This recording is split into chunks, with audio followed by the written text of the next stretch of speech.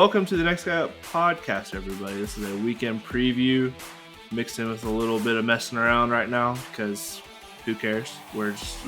Technology's freezing. I still don't trust that I'm here. We have an awesome episode planned for you guys today.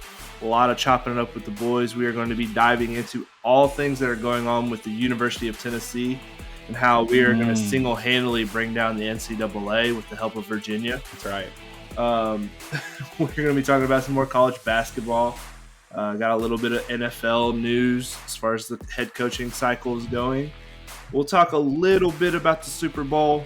There's no point in breaking down a game 2 weeks from now, so we're going to just give out some fun props that we've been looking at. I've got some juicy ones. I think Mason does too. But other than that, how we doing, boys? We're doing great. It's been, well, not super great. I'm pretty much all in on this Tennessee basketball season. I'll be honest. Last night was a tough break for us. Really bad game. Really rough. I think Tennessee lost at least one bet on it. Just one. It was gross, and so I'm still thinking about that, to be honest with you. But big game this weekend against Kentucky. We can bounce back in a big way, or we could just slide down further. So we'll see how we respond here. Are we at home this weekend? No, it's at Kentucky. That does not bode well for our theory that we've been cooking up.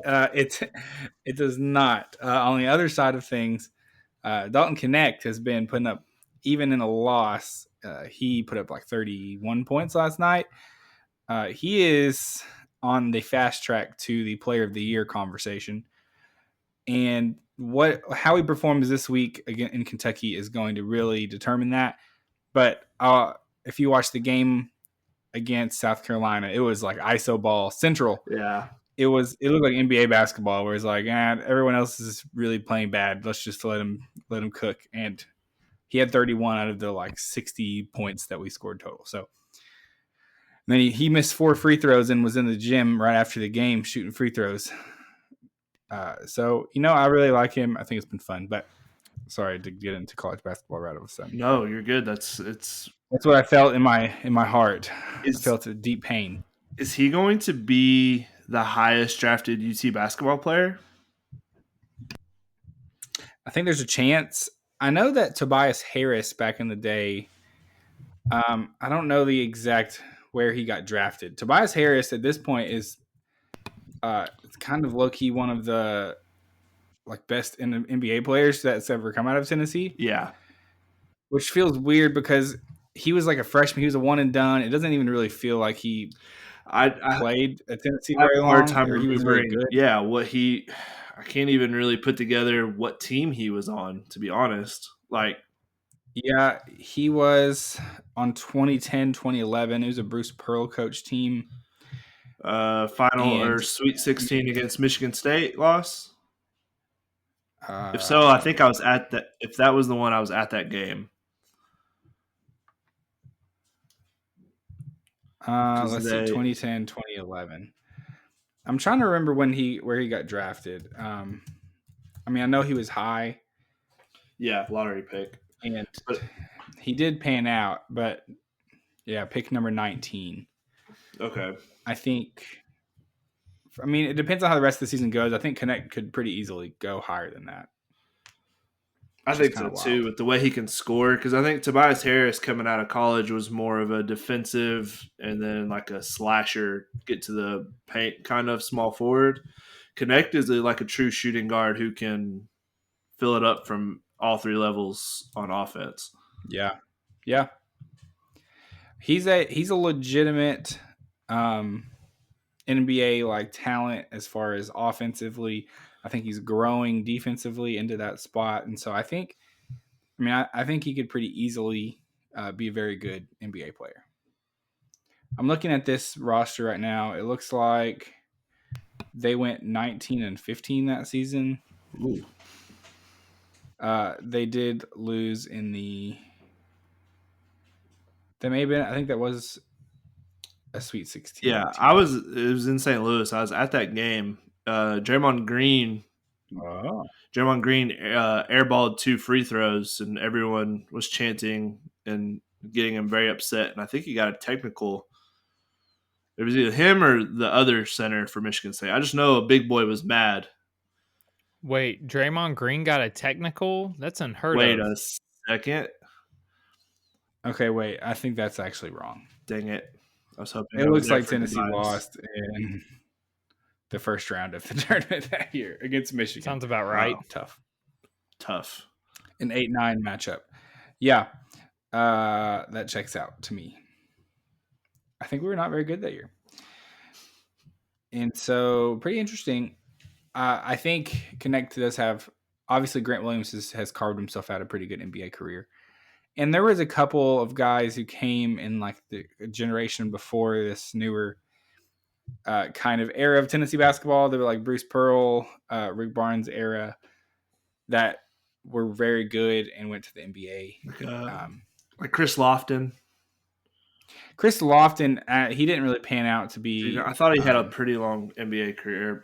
One of those guards, I think. Not NBA career. No. He played. I mean, he ended up playing overseas some. Okay. I think. Same with like Jordan Bone. There's a couple of those guys.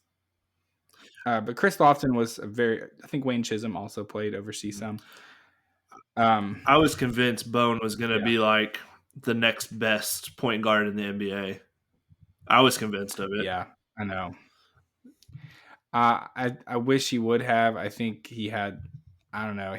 Something just never worked out there. But it's hard to play in the NBA. It's not an easy thing to do. Fun fact about the NBA, just to kind of show you how many people have truly played in it, put it in perspective for you. LeBron James has played against 35% of every player that's ever played in the NBA. So, I mean, small that's rosters, wild. Guys play for – I mean, it's not uncommon for a guy to play in the league for like 10, 12 years. Like once you kind of carve out a spot in the NBA, you keep sticking on rosters. But I saw that yesterday, and I was like, oh, my gosh, like this guy, I mean, he's playing, year 20 or 21 now? That's crazy. Also part of the DraftKings family now. Welcome to the betting world, LeBron, which is interesting because all these athletes are – yeah, he's like doing advertisement and stuff, which it's crazy to think of all these like players. Dude. Yeah. I saw the same. I was confused too, but I was like, well, aren't people betting on him and he can do advertising? So I'll pull up the details of that, but I wonder what the NBA's gambling policy is because you haven't really heard of anyone getting in trouble for that. I know NFL, which is crazy, they're having the Super Bowl in Las Vegas when NFL players are not allowed to step foot in a sports book until the NFL season is over, and they're not allowed to gamble while they're in Vegas at all. So they can't even go to like the roulette table. Because they're there for the Super Bowl. So why are we having this in Las Vegas? We're just going to get somebody suspended for this game. Good question. If we're lucky. So LeBron James joins DraftKings family and legendary team up. The NBA legend will share his deep compassion for sports through football picks and other key tentpole events. And then there's a picture, I've seen this floating around. He has his like famous like trademark where he takes the powder and throws it up in the air, and it's him doing that with the DraftKings and the smoke powder, the DraftKings logo, as you can see here for everybody listening to the podcast. So it's a good visual for an audio podcast. But yes, thank you, Nathan. You're welcome. But interesting. He's like part of it, keeps constantly saying part of the DraftKings family. So I don't know what all that entails, but apparently he's going to be giving out picks that are not NBA. So well, he was doing live streams. I guess that's how he's able to tip. Sorry, he was doing like Instagram lives of NFL picks. He wasn't doing like against the spread. He was just picking like money lines, and people were roasting him because he was like, like, yeah, I'm gonna take the 49ers this week against the Cardinals. I think they're gonna win. It's like, yeah, no duh, dude. They're like minus 600. What are you giving out? Well, I don't know if this is gonna be betting stuff, but yeah, interesting. It's crazy to think how strict they are about betting, and they can do a partnership like this. So I'm sure we'll see more of it too. Okay, to circle back for 1 second go ahead. before We got we off get the rails. canceled by the Tennessee old heads out there. Yes. Best NBA careers. Bernard King, definitely number one. He was drafted in 1977 as the number 7th pick. He averaged one season. He averaged almost 33 points a game in 1985. He went to 4 All-Star games and was first team All-NBA in 84 and 85. So shout out Bernard King. There's a couple other ones to shout out really fast. Dale Ellis also in that. He also had a very good NBA career. High draft pick. And then there's one other. Hang on. Let me get there. It was Allen Houston, also big time. He went number 11 in the 93 draft. And then let me see whenever Dale Ellis is in the 1983 draft and the number 9 pick as well. So there's been a couple top 10 picks out there, but Questions that could join it. Yes, Mason. Were you talking about a certain person or certain people when you said Tennessee old heads or UT old heads? Nobody. There's a lot of them out nobody there. Specific, there wasn't though? anybody in particular. Okay. Just wondering. I mean, a lot of those guys were playing whenever my dad was like in elementary school or whatever, So I don't know, but he watched them. There was like a particular era in like that 70s where Tennessee was pretty good, and they were really bad for a long time until Bruce Pearl really got to be the head coach. So then we've had a pretty long standing streak of good teams that just can't perform in March. So we're looking for a different result this year. Last night did not make me feel very good about it. Well, I think South Carolina is just one of those teams that they're just pesky. I mean, they beat Kentucky recently. They might be good. They're 18-3. I think they're good. I asked the question. I said, I know this isn't the time, but is South Carolina good? They very well could be. Yeah, they have a new coach. They were very bad last year. Yeah, but it definitely seems like they're on the come up. So there is a chance. I think legitimately outside of Vandy and Missouri, I think all the SEC teams are good. Like, I think they're all above average, decent at least. Yeah. I truly do think the SEC has the toughest conference in college basketball this year, followed probably by the Big. It's a take. I know it's a take, but the Big Ten sucks.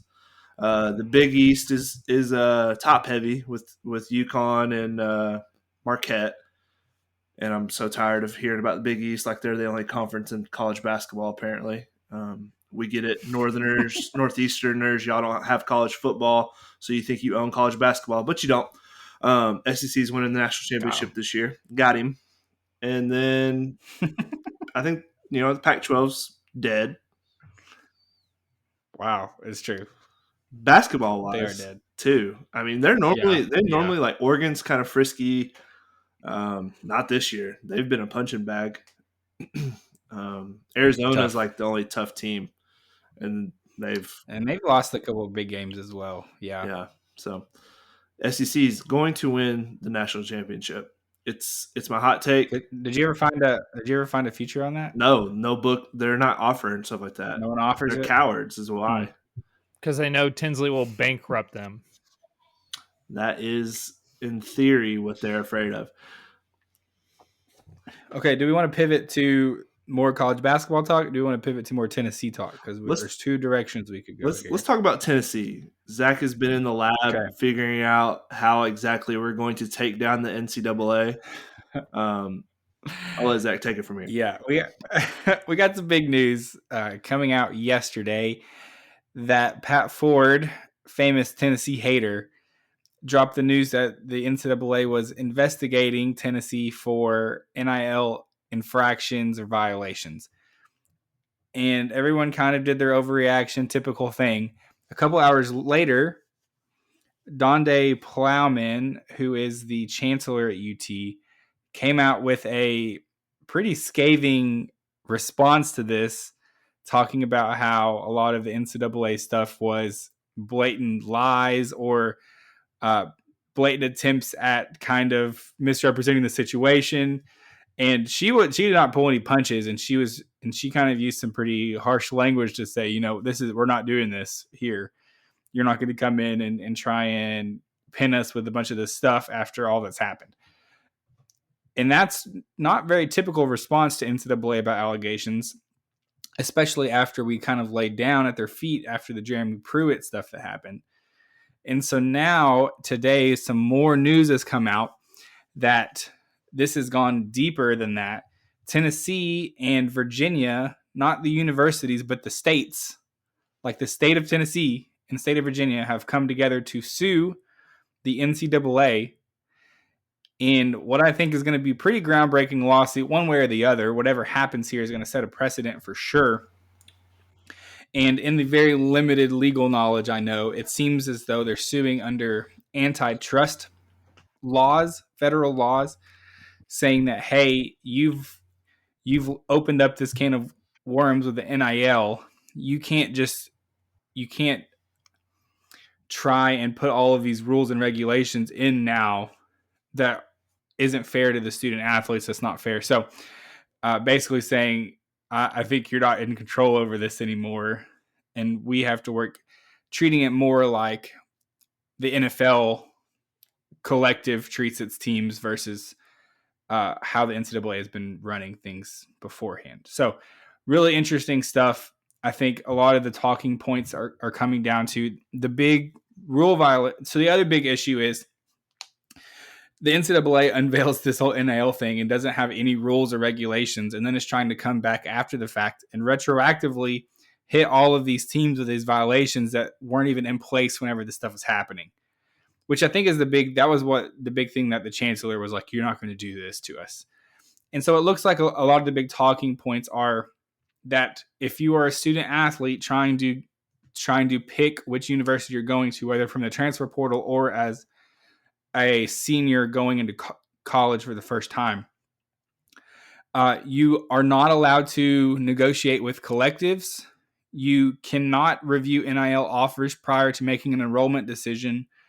And so that's been the big thing is if you bring in a recruit, you're technically not allowed to say, hey, this company would really like to give you this NIL money if you come here, or this company is going to sign you this. You're not allowed to do that until after you've already enrolled, technically, which is pretty much impossible to monitor. And so I think what it's come down to is NCAA started letting the NIL stuff happen, and then all of a sudden it's obviously unregulated and it's becoming a mess. And so there is a potential, from what I've heard, I think the NCAA is going to try to avoid going to court over all of this at all costs. From what I've heard from Tennessee side, they've really been tried to be above board on a lot of this stuff and tried to keep up with it and been really organized and have taken notes of everything and have tried to meet multiple times with NCAA. I think the NCAA is kind of floundering right now. They do not want to go to court. And so I think this could be an interesting precedent set here. I think what we might see come out of this is some sort of collective where something closer to a salary cap type situation might pop up, where otherwise those top teams are just going to pay $1 jillion and they're going to be able to just buy whoever they want. And so I think that obviously that's why the NFL and the NBA and all of the professional sports teams have those things built into place to prevent things like that from happening. So we'll see where it goes. But it's going to be groundbreaking. I think it's hilarious that Tennessee is right in the middle of it from the get-go. And Tennessee kind of it was going to happen eventually, I think. But the fact that all of this is now happening. And I think college teams are going to start being like, what is the NCAA actually doing for us here? Do we need this governing body telling us what to do? And I think probably the answer is going to be maybe not, unless there's some pretty significant changes. So some fun stuff happening out there. It's going to be a lot. We're going to hear a lot about it in the next couple of weeks, I think. But I think NCAA opened up a whole can of worms whenever they came after Tennessee here, and more than they were bargaining for. Yeah, I think Tennessee was the wrong fan base to try and kind of what kind of why are you going to kick this beehive? I mean, we've shown that we will literally burn down a city because you hired Greg Schiano, or you left us. That's true. Or you left us in the middle of the night to go coach at USC. Like we will hold a grudge. We will throw golf balls. Like, we are not the ones. So yeah. Definitely interesting. Agree. Stuff. I think the other thing is after all the stuff that happened with Harbaugh this year, or didn't happen really. Yep. That was pretty obvious that something had happened here. We're just gonna ignore it and let him win the national championship and just kind of slap him on the wrist. I think if that happened there at Michigan and then Tennessee all of a sudden gets hit with some kind of big violation, or it's not going to fly. I don't think. So I'm excited to see where it turns. Tennessee is. Fan base is very passionate, and it seems like our administration and athletic director have their stuff together for the first time in maybe a long time, and they're ready to do war with NCAA. So fun stuff happening there for sure. All right, well, that is our legal corner with Zach Durham. You're welcome. He knows what he's talking about. His dad's a lawyer. Shout out to all. My dad's a lawyer. I read a couple articles, so you could say I'm in. Have you talked to your dad about it? I've not. We should have him on the pod, though. Yeah, I feel like a call to Robert should be in our near future. He can break it down. Explain this to me like I'm 5. All right. Well, that's what's going on. It's a pretty big story going on in college football and college sports just in general. Just so happens to involve our favorite team. So we're boots on the ground here. Heck yeah. Like Zach talked about earlier, we're talking about UT basketball and kind of like this new thing that me and Zach, mostly Zach, has cooked up, where we've noticed a trend. Bet on every home team against a ranked team, especially when it's top 10. We've been testing this theory a little bit. Yeah. Zach has been betting, which tells you all you need to know. It's true. But we've been hitting some. You take the money line, but you also take the spread. There's a chance at double dip wins. Like last night, Georgia Tech, home team against top 6 Kansas, or not Kansas, North Carolina, plus 370 on the money line. They win outright. So they cover your spread as an underdog, and then they win outright as an underdog. So this is a new thing we're going to do. I'm going to start tweeting about it, saying, alert, alert. These are the teams that fall into the trend that Zach has cooked up. And so it's just something fun for the pod, because college basketball it's in high, like, we're in it. We're in the thick of college basketball now. Yeah. Conferences are shaking out. March Madness will be here before we know it. So let's make a bunch of money before the tournament starts so we can quadruple it on whoever plays Purdue first round. Take them money line. I don't care if Purdue's the number 1 seed again. An update on this. So essentially the idea is every single team that's playing on the road, if there is a ranked team playing on the road, you're taking the home team spread and money line. Yes. And so if the home team wins, then you win both of them. And so we've been tracking it throughout this week. It's been about half and half, I would say. I don't know that it's been super in the positives yet, but there has been a good bit of upsets. And so those help out a good bit. I'll say live update right now. This is happening Wednesday night. Georgia is plus 230 against Alabama, and they are currently up 17-2 on Alabama to start the game. 8 minutes in. No, I was gonna. Did you not take it? No, I didn't take it. Oh, I'm very. Dadgummit. So it's a system play. You take every single game. Because I've done a little bit more research on it as well. In the SEC this season, the home team has won 81% of home games. That's crazy. That is a big number. That's a very big number. And obviously that's including some of the non-conference play in that. But in the SEC though, 81% of home teams have won the game. And so the only team that has a losing record at home is Vanderbilt. You take that out, the number is closer to, you take Vandy's losses out, it's closer to 85%. And so we're finding that more and more of these top teams are going on the road into harsh environments and are falling there. Home court advantage seems to be elevated. And so we're going to continue to track this. I think it'll be fun to see where it all shakes out. There have been some fun big upsets like last night, North Carolina going down. So fun stuff there. It's just kind of for fun, but we have seen some trends start to come out this year. I think the percentages are even favoring the home teams more heavily than they have in the past this year. Yep, I agree. I mean, it's definitely what we've been talking about for a few weeks now, where home court advantage is just, it's such an advantage, especially when you get these top tier teams coming in. The fans are excited, and it can really kind of swing momentum for you. And I do just think, and this was we're kind of a little bit everywhere, which is fine. We're having fun. I think we're really seeing the transfer portal and how it's affecting college basketball, I think significantly more than we are in football. Basketball, you can see a single player kind of transform a whole team. I mean, look at UT, kind of known as a defensive team, low scoring, kind of play possession basketball. They add a player with NBA talent as a scorer, and now we're talking about we could really, really see ourselves making a run in the tournament for maybe the first time. I mean, I think if we're being honest, all those UT teams that played that slow-paced basketball, we kind of knew what would happen in the tournament. But now we feel like we've got a guy who can fill it up and kind of take us to that next level. And so I'm really starting to really believe that the transfer portal, I think, is more effective for college basketball than it is in football, because football is such a team sport. It's so much harder for a single player to make a difference. Even if you're talking about quarterbacks, and quarterbacks' most important position in college football, I think, probably football in general. But if he doesn't have that talent around him, how much can he really elevate a team?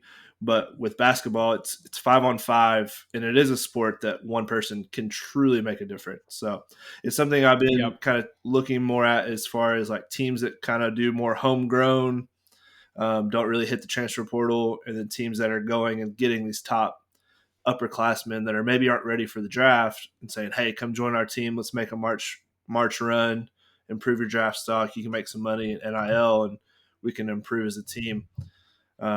Like Arizona has kind of picked that route, and I know we've talked about how they've struggled a little bit, but they've sniped some guys from the San Diego State team from last year. They got Caleb Love from North Carolina, who's a very good player. So you kind of look at a team like that to maybe make a March run, because they've went and got all these, for a better term, maybe free agents in the transfer portal to improve their team, instead of counting on a true freshman 18-year-old who's maybe not ready yet. You do also wonder, though, if it's going to take away from some of the, I don't know, March madness of it all. Like, would Steph Curry, if like went to stay at Davidson, if there was an easy transfer portal option, like some of those guys who come from those smaller schools, because maybe they're undersized early on. They went to a smaller high school. They're not as recruited. They go to a smaller school, and then they make a big splash there. And then if it's going to be the same as college football, where right now, I mean, there are blue bloods in college basketball, but they're not winning it every year. Versus, are we going to see the big time teams just kind of load up on talent every year, and not even just freshmen, like Tim said, but now if they're going to load up on sophomores or juniors who have spent time at other schools, and then they're loading in veteran talent as well as the freshman talent. So I think that could also happen. Dalton Connect did not come from a big school. He was kind of in that model. He came from Northern Colorado, where he wasn't very recruited as a freshman. he found his place, and then he ended up at Tennessee after that. So Yep. we may see that. Yeah. It's fun. It's kind of creating more parity across college basketball, which there's always going to be. I feel like basketball is just it's an interesting sport, especially at the college ranks. Like, it's just chaos. It's just pure chaos. Every night something crazy can happen. It is chaos. And that's it is. And I think that's why March Madness is truly the perfect playoff system, just because literally anything can happen. All right, so we're going to transition over to the NFL now. We have got some news going on with the coaching carousel. It's kind of wrapping up now. Just today, Wednesday, we got Mike McDonald, youngest NFL coach, taking over the Seahawks job, which was kind of surprising to me after what came out with Ben Johnson turning down the Commanders job. It looked like Mike McDonald was going to be the favorite to land in Washington. Well, the Seahawks kind of swept in. Looks like they gave him a 7-year deal. The money part of that hasn't come out yet, but I imagine it's a very big sum to kind of swoop him away from Washington. So he's going to take over a up-and-coming Seahawks team. It's got a lot of young pieces. Kind of got to figure out the quarterback situation. But very exciting, very exciting. I mean, at this point, I feel bad for the Commanders. They were on their way to Detroit to pretty much probably wrap up the interviewing process with Ben Johnson, and he tells them, I've changed my mind. I'm going to stick around in Detroit. They pivot to Slovic, who is the offensive coordinator for the Texans. He turns them down as well. Last minute, signs an extension with the Texans. And then so now they went to their third option, which was Mike McDonald, who has now taken the Seahawks job. So I think that the Commanders, who to me, I felt like it was a promising, like a good head coaching landing spot. They've got a lot of cap room, second overall pick, a GM who comes from a successful organization with the 49ers, and a new ownership group who's going to be hiring their first head coach. So, a lot of room to grow. I don't see why this wasn't maybe one of the more sought after landing spots, but here we are. They're the last one standing, and I really don't have a lead on who they're going to take. Dan Quinn is really Vrabel. Apparently, Vrabel's not even gotten an interview. Heard on a podcast today that they were texting with Vrabel, and he said, "Tell him to call me. I haven't heard from him."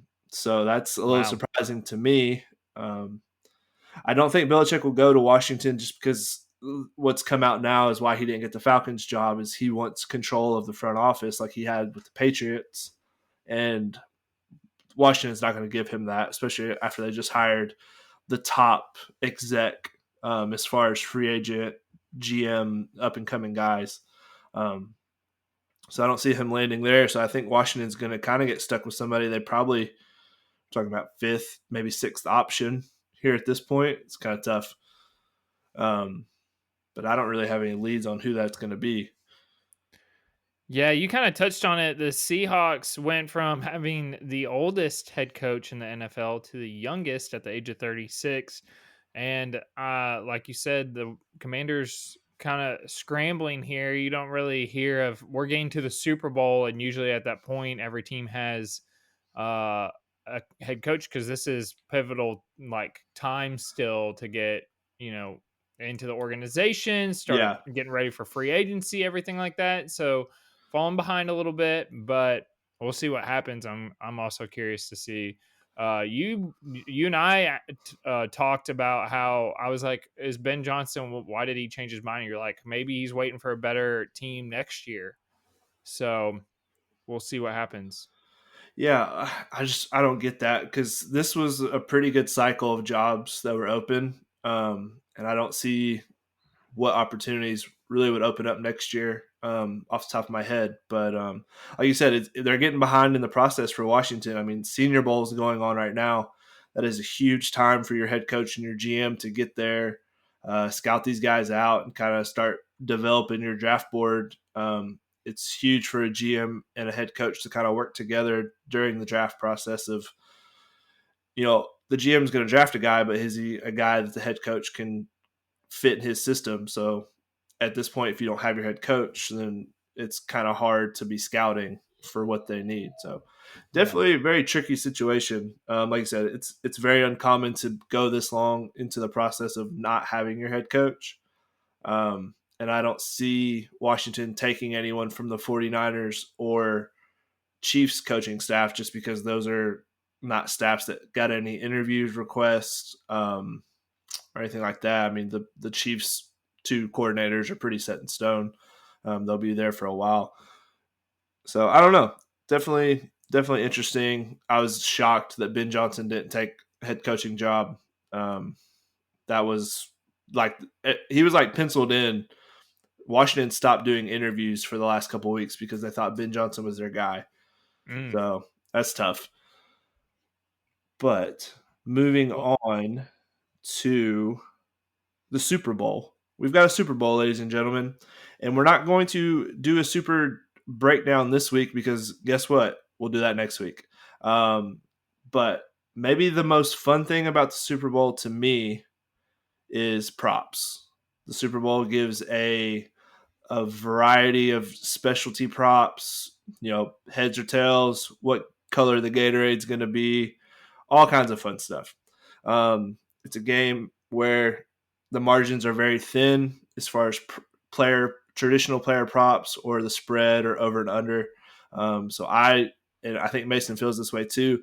It's a more fun route to take props and do things like that to try to make some money instead of just traditionally betting on who's going to win the game.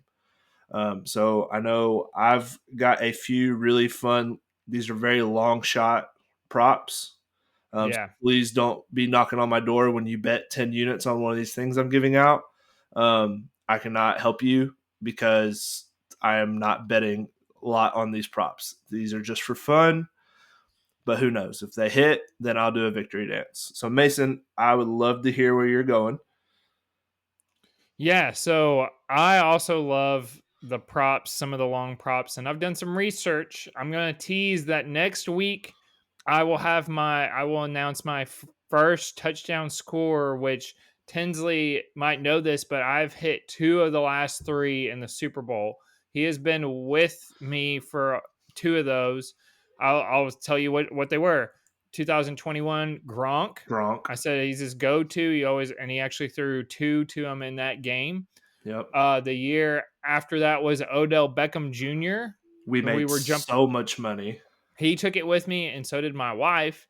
And last year, I did not bet on Jalen Hurts to score the first touchdown because I was not really thinking that was going to happen, obviously. So we're 2 for 3. I'm feeling good. I've done a lot of research. I already feel like I have my guy, but I'm going to wait until next week to announce that. But some of the fun ones he already talked about it. The coin toss is a 50-50 shot. Obviously, there's 2 sides to every coin. But Tinsley, did you know that it has landed on tails 7 of the last 10 Super Bowls? Something to think about. It doesn't matter what the past. Zach's like, who freaking cares? It's different flip every single time. But just wanted to tell you that. Also, we've talked about it. Our Mess Around Mondays. The halftime show is, you can't bet it in Tennessee, so call your bookie from out of the states. But there's actually halftime show props. Usher's performing the halftime show. And My Boo and Yeah were some of among the favorites for the Super Bowl Sunday, first halftime show. On Mason's top 10 list, by the way. Yes, thank you. 2024 top 10 events list. Usher's halftime show. So Alicia Keys is in one of those songs, and Ludacris is in the other. And minus 320 to appear during the halftime show. Alicia Keys, while Ludacris was priced at minus 210. Lil Wayne had the longest long shot of plus 550 to appear in the halftime show. How is that a thing? I don't understand how you can Because that's been planned so- already. Like they know, those artists know if they're going to be in it or not. It's so Many secretive people though. know as well. Yeah, that's why you can't bet it. You can only bet it in certain states. But I mean, think about it. People didn't even know that Rihanna was pregnant until it happened. Like people keep this stuff like insanely secretive. It happens every year. People are like, "What?" This like people thought that someone was going to be at the weekend and no one showed up because it happens true. every year where there's a surprise guest half the time. Wasn't 50 Cent like hanging from the ceiling? Everybody lost their mind because nobody knew it was happening. So it happens every year. Yeah, I'll give it to you. I did not expect the Red Hot Chili Peppers to come out with Bruno Mars. That I would not There you have go. bet that. That was probably plus 1,000. Didn't see that one coming. What's the Taylor Swift prop, everybody? Of what? Like number of appearances on TV or I was looking to see. So far, I've not found anything of. I'm sure you could play like a game of like guessing how many times, but so far there's not like a sports book or a way of betting this. But cards. we've talked about Reba on this podcast. Big Reba fans here at the Next Guy Up. Wow, She is performing the national anthem. The over under for her performance is 89.5 seconds. So if you convert that to minutes, that is 1.5 minutes. beautiful. Just under. She previously sang the anthem in the 1997 World Series. And then at a celebrity softball game in 2017. A couple years ago, they shut down the prop because then a video surfaced of, I don't remember who, was it Chris Stapleton or somebody else that really, like, their national anthem got released. Okay, last one, real quick. Tinsley talked about the Gatorade bath. This year's Gatorade odds are purple plus 175, yellow/green at plus 275, orange at plus 330, blue at plus 330, red at plus 500, clear at plus 1200, no Gatorade bath at plus 2000. Give me blue. I'm betting red because if the Chiefs win, I think that they would want to have red Gatorade splashed on Andy Reid. True. I like that as well. Hey, I do have never some purple. I do have some Taylor Swift stats from the last game. I found them. Let's hear it. I want to hear it. She was shown a total of 7 times on TV. The total game time was 3 hours and 9 minutes. She was on TV for 44 seconds, which breaks down to 0.39% of the broadcast was Taylor Swift centric. Yeah, I saw a stat where someone was like, they literally showed people eating crab cakes in the Bay of Baltimore, similar. Like for more time. Yeah. Yeah. So there you go. And then I also saw another fun stat that I thought was pretty interesting. The numbers for the NFL viewership this year have been crazy compared to all other sports. But the Chiefs-Ravens game had an average viewership of 55.5 million views and 64 million peak viewership, which makes it the most watched AFC championship of all time, ever. This will be the most watched Super Bowl of all time. Probably, yeah. Probably. Yeah. And probably won't be broken for a really long time. Yeah, the NFL is huge right now. Yeah. All right. Tins, I want to hear your bets. Let's get it. So I'll have plenty more next week, but these are my fun props for very early betting. So first one I'm going to give out is any offensive lineman to score a touchdown at plus 4,000. Wow. Think about it. Andy Reid, creative guy. He would love nothing more than to put a tight end is eligible. You bootleg one way, you throw it back across the field, plus 4,000. Or maybe there's a fumble on the 1 yard line and one of the big boys scoops it up and scores, plus 4,000. So that's worth a sprinkle dinkle if I've ever thought. And then my next 2 long shot. Remember, people, these are long shots. Don't be knocking on. I'm not even talking a half unit here. I'm talking about quarter unit max. I'm going to go with 2 exact score props. Now, this is the most absurd thing to bet on, I think, is trying to guess the exact score of a football game because there's probably Zach's doctor of math. Thousands of possibilities of what these score could millions. be. people hit it every year. You see a ticket out there of someone that put $5 for like Yep. $8,000. And there's millions of people who lose money on it every year. Well, I'm gonna be one of the millions that hits the first thing that Mason was talking about, because it's a New Year's resolution to bankrupt DraftKings. They're the one I've locked in on. So I'm going with 2 exact scores here. The first one I stole from my guy Peter Strager from Good Morning Football. He has predicted the winner of the Super Bowl 3 years in a row. He actually has predicted the matchup, I think, now 2 out of the last 4 years. So this is a preseason thing that they do.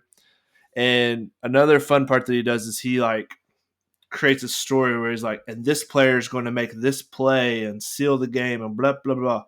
He did this last year and it was accurate. I can't remember exactly what it was.